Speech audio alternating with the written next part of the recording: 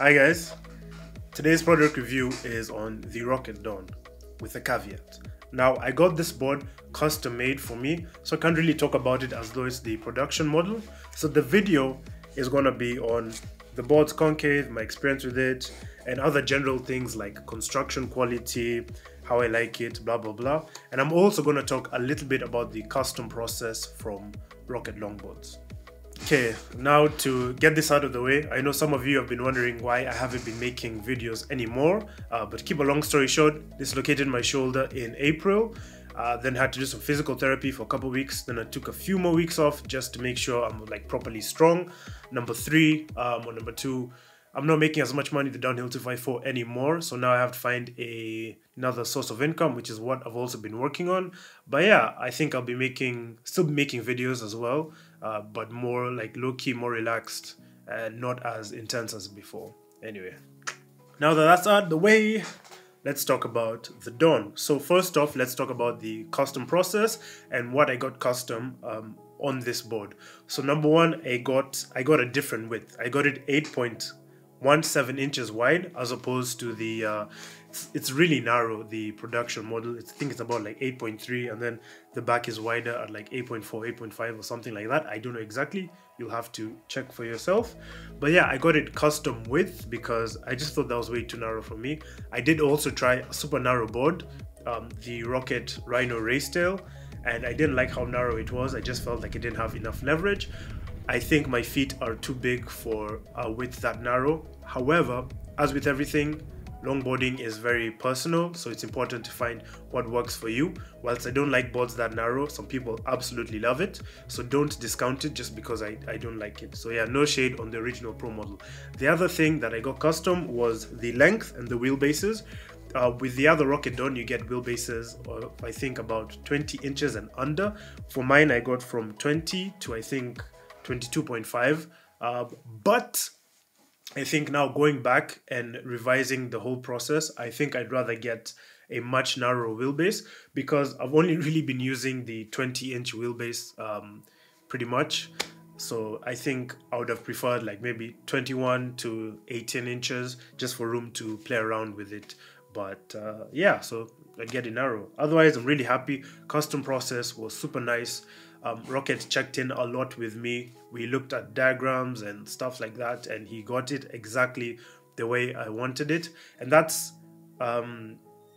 great, because having tried getting a board from other manufacturers exactly the way I wanted it wasn't exactly the easiest process. But with Rocket, straightforward. So if you're going to get a custom board, highly recommend it. And the reason you should get a custom board is because, like, if you've been in the sport for super long, it's just super nice to get something that matches your exact specifications.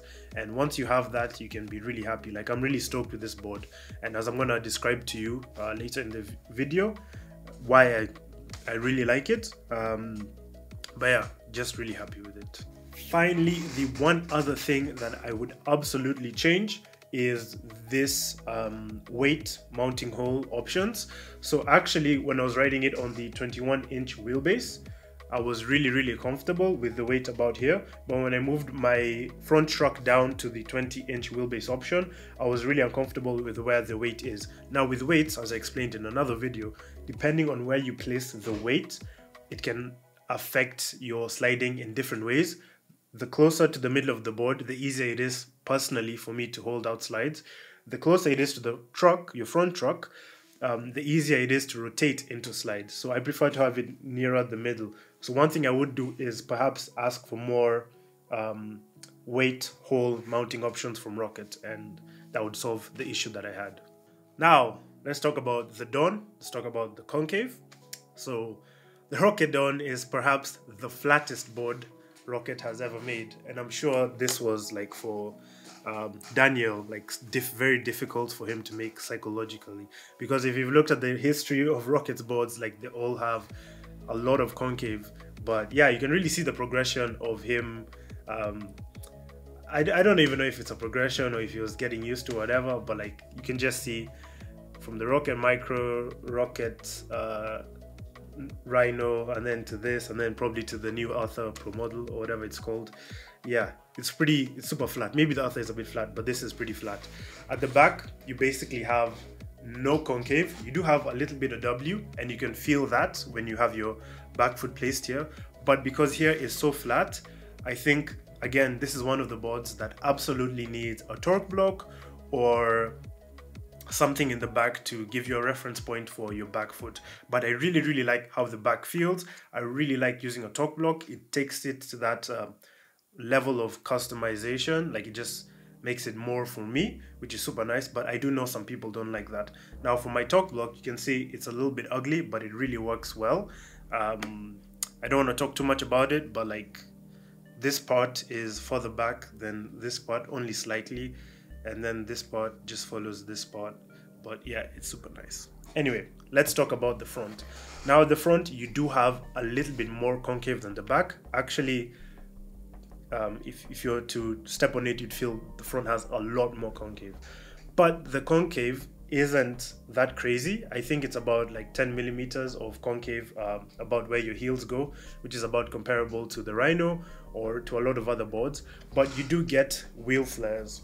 Now the wheel flares aren't particularly mellow, but they also aren't particularly aggressive. When you stand on the board, you really do feel that they're there.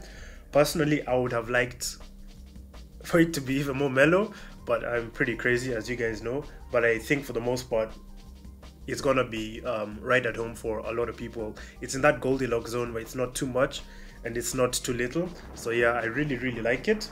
It's super nice for toe side standees, for toe cleaning on toe sides, what else, and just doing toe sides generally. It's there to support you, but it doesn't get in the way of your riding, which for me is perfect. But I would love to experiment with a board where the toe is a little bit flatter, but I really like it. Personally, I don't like really aggressive wheel flares in the front, as I feel it gets in the way of my toe side standees, but this doesn't, and it's just perfect. Okay, that was a lot of speaking. Next up, let's talk about the construction. As always, Rocket absolutely killed it with the construction. Construction is super solid. I've had some slams with this board already. Absolutely hit a wall with this, going like 30-40 kilometers per hour, which isn't that much. Flipped it going 60 kilometers per hour. However, at the back, this bit has started to come off, or not has started to, has come off already, and a bit of it has chipped off. Now this isn't affecting my riding experience at all, but you know, I've had 4 boards from Rocket so far, or 4 or 5, I think 4, and this is the first time something like this has really happened. So I don't think, you know, statistically speaking, it'll happen to you. And also this place was like really thin, but yeah, it's just something to take note of, and maybe also Rocket needs to see this. But yeah, there's a bit of a chip now, and I'm not really friendly with my boards, but yeah, I don't think this is going to be broken or destroyed anytime soon. That being said, I've seen the Rocket Simplex, and I think I would love this same shape in the Rocket Simplex construction, just so that I can have a board that, you know, hypothetically will last forever. But yeah. Okay, so a couple regrets with this board, with the custom process. So number one, I think I went a little bit too wide at 8.7. I think maybe 8.6 perhaps be the sweet spot, or 8.7 at the heels and then a little bit of taper towards the front to make it like 8.6 or 8.5 where my toes go, because it's perfect. It's perfect for free ride. Like, I'm happy with it for free ride. Like, if I only used this board for free ride, I was doing stand-up size all the time, perfect, wouldn't change anything. But because I do hands down stuff with it pretty well, like I'm riding it really well, super at home on it. I think just a little bit narrow at the front, a little bit of the taper would make it a bit nicer. Other than that, for an all-round free ride hands down board, for me, perfect. Okay, it's good, it's nice. And just some extra bits for you guys. I'm running ZM1s on it, and I use a variety of wheels, and I'm happy with it. So yeah, once again, thank you Rocket for sending me this board to review. I got it for free. I did pay for shipping though, so I do have some skin in the game. Thank you to, what's the homie, Benson Marquardt, for creating the Dawn. Thank you for your beautiful mind. And yeah, man. Thanks to you for watching this review and hopefully for also being subscribed. So I will catch you guys in the next video. Thanks for watching.